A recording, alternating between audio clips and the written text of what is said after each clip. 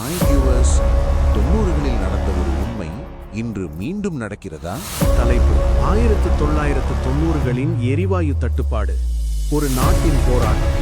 1990களின் தொடக்கம்.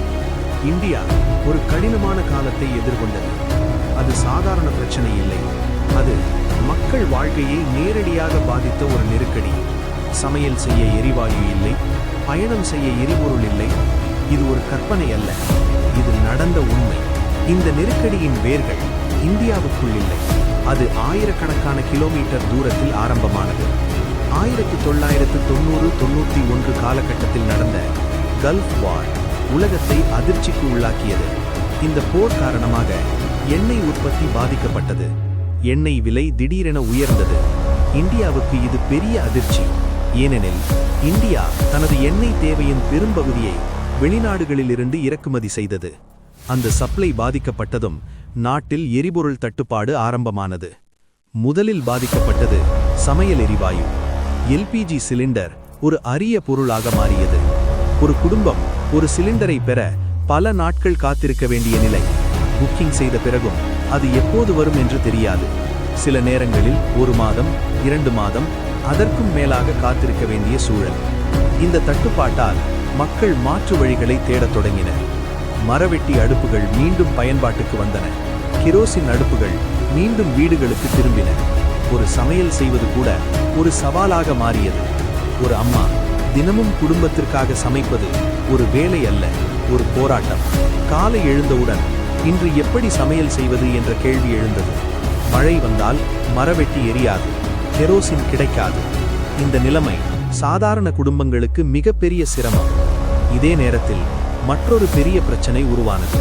அது வாகன எரிபொருள் தட்டுப்பாடு. பெட்ரோல், டீசல் இவை கிடைப்பதும் கடினமானது. பெட்ரோல் நிலையங்களில் நீண்ட வரிசைகள். மக்கள் மணிக்கணக்கில் காத்திருந்தனர். சில இடங்களில் ஒரு வாகனத்திற்கு குறிப்பிட்ட அளவு மட்டுமே வழங்கப்பட்டது.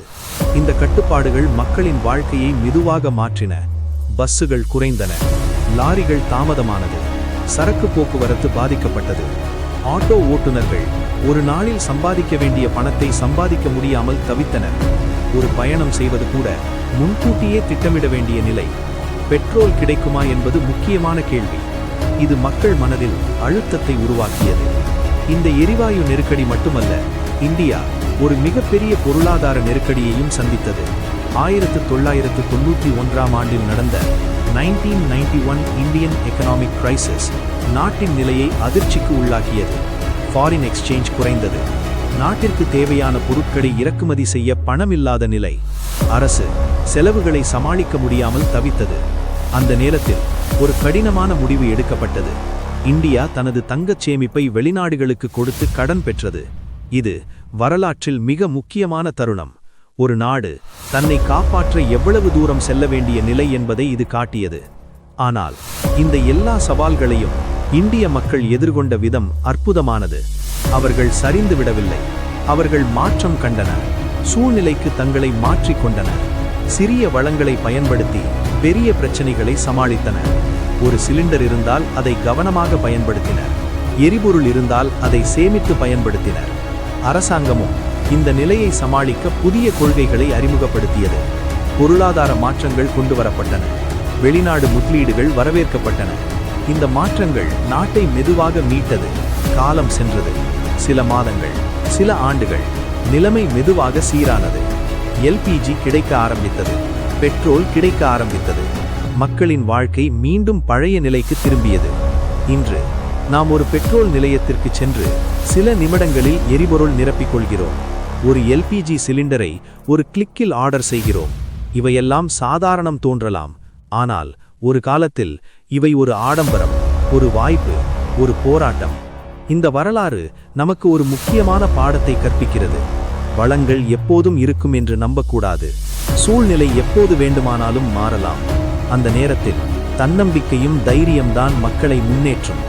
1990களின் அந்த கடினமான நாட்கள் இன்று நாம் பார்க்கும் வலுவான இந்தியாவின் அடித்தளம். அந்த காலத்தில் வாழ்ந்தவர்கள் இந்த மாற்றத்தின் சாட்சிகள். வரலாறு மறக்கப்படக்கூடாது. அது நமக்கு எப்படி வாழ வேண்டும் என்பதை கற்றுக் கொடுக்கும்.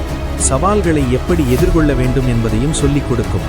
இதுவே 1990களின் எரிவாயு தட்டுப்பாட்டின் காலம் மாறினாலும் சில போராட்டங்கள் மாறவில்லை.